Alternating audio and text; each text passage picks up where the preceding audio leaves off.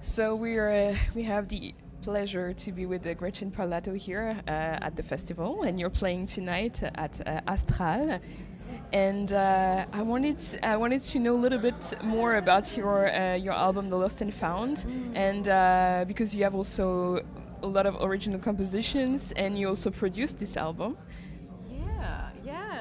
I produced the album with Robert Glasper, so we were a team, and it's The Lost and Found is just this theme of our lives. I think of our art, of music specifically, of lost and found, of dark and light, good and bad, up and down, that exists in every moment of our lives, and also in a general sense of the bigger picture of the world.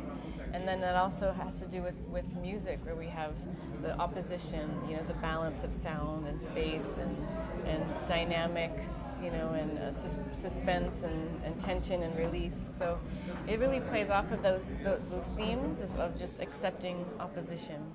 And then, like you said, there's lots of original music, original lyrics, some pop covers, just like we did the other albums. We kind of continued that path. And then some jazz standards too that are just reworked so that there's a new story to tell with the music. It seems to be more revealing of you. How do you feel about that? Just doing that, opening up a little bit more. So with all of that, it's a good feeling. It's like it's releasing, it's shedding. It's realizing that we all, as humans, we all have a story to tell. We all have our experience, and we can, use our art and our passion, to express ourselves and to connect with each other. So, a lot of really deep things are being, touched upon, in the lyrics and in the themes of this album. But I think it's my story, but it's also someone else could hear it and be moved by it in their own personal way.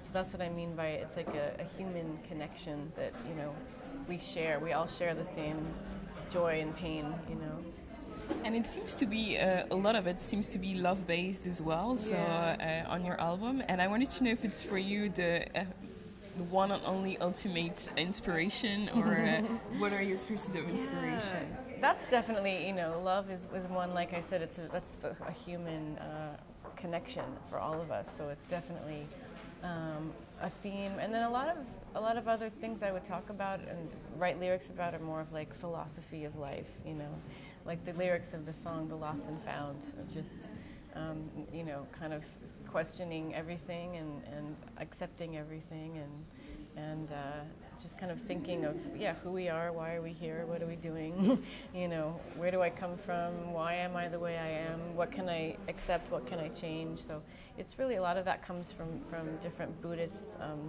teachings that I've learned and yoga that I've done, and nothing that's like preaching anything, but just kind of beauty that I've found that has helped my life and that I can share. And it's just I think as human beings in our everyday life, that's just what I get inspired by, Actually, it's very moving when you say that, because it also goes very well along with the voice, the tone of voice that you have, that is very deep and mysterious and have this mystical touch to it. So where did you and how did you start singing? Because and how this is certainly born this kind of off tone, but how do you get these depth, and when did you start? I was singing at the same time that I learned to speak, so it's really my whole life. There's recordings on the CD In a Dream that has, I'm 2 years old, and my mom made a recording of me singing and playing and clapping, and so you could hear already at 2 years old that I loved music, and that I had some kind of passion for it. So it seems like my whole life I've always had that vehicle of singing as being something that I can do that makes me feel something, feel good, or kind of, even if you feel bad, you sing, you can sing through it.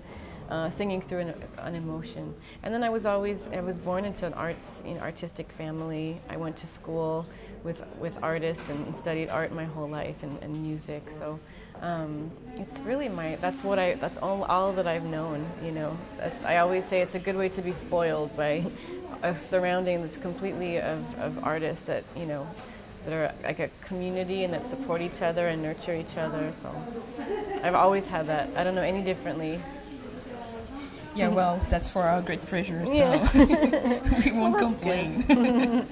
And I wanted to know as well, on each album, I always have the feeling that some the singer or the artist have some not preferences, but, you know, favorite ones that they feel really comfortable and where they can leave completely the music. And do you have one or two songs that you would say on the new album, for example, that they represent you the most?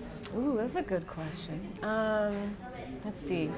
Ones that are on the new album. I think, you know, every time we sing Holding Back the Years, when we play that, when I hear that track from the album version and then when we play it live, there's that feeling of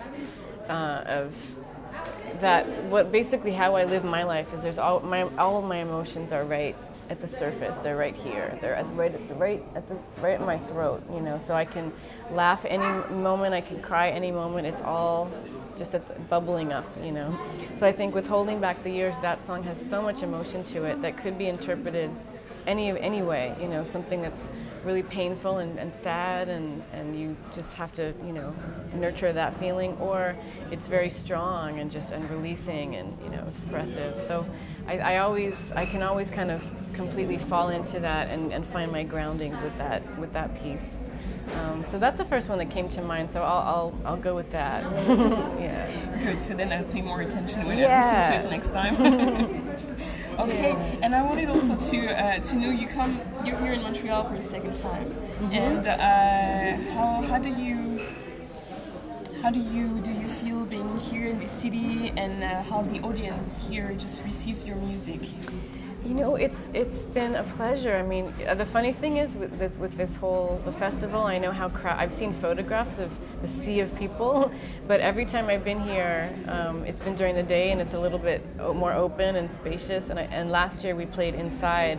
I think at the same time that there was many people, you know, walking around. So I've never experienced the sea of people firsthand. I have yet to walk through and be, you know, overwhelmed like that. But I think it's a wonderful energy that exists here. And you know, I had a friend of mine that he lives here. We went to high school together. He showed me around a little bit and was talking about how much he loves living here. And it painted a really nice picture of Montreal and the people. And so if I could be back, you know, every year, I would. So. You would love to. I would love it. It's wonderful. And the last thing, what is the message with singing that you try to convey to people generally, not necessarily with your last album?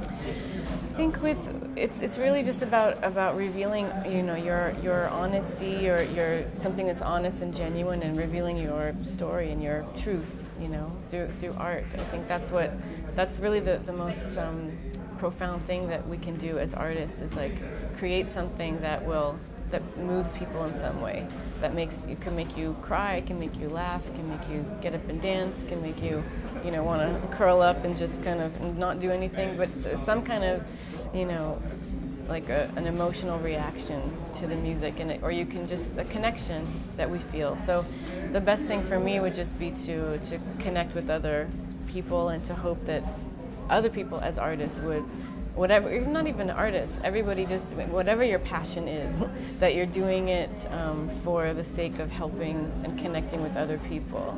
And it becomes so much more than just me and my story. It becomes, you know, a universal, you know, release. So in that sense, it's a really cool thing, because it can even start as something that feels selfish, that feels like I'm gonna express this is about me. And then you realize that everybody feels that way. You know, we're not alone in any of it. So that's what's really beautiful about life. Thanks for sharing that. Thank you. And thank you for the interview. The concert is? And the concert is tonight at Astral at 9 p.m. Yes. Thank you. Thank you, Gretchen.